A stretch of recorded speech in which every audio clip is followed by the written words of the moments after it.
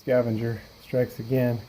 Having another washing machine replaced, and this one was missing the little selector switch, so I just, scavenge what I can from the unit getting replaced. These just push on, which explains why something like that can get lost. It's just a little selection. Don't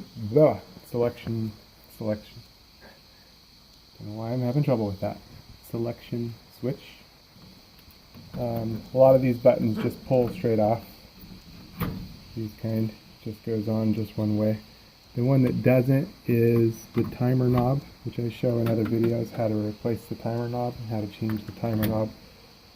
The dry knob just pulls straight off, but these are things that can be saved, to use for other units. So when you're having a unit replaced, good idea to save what you can. Saving these lids a lot of times get lost.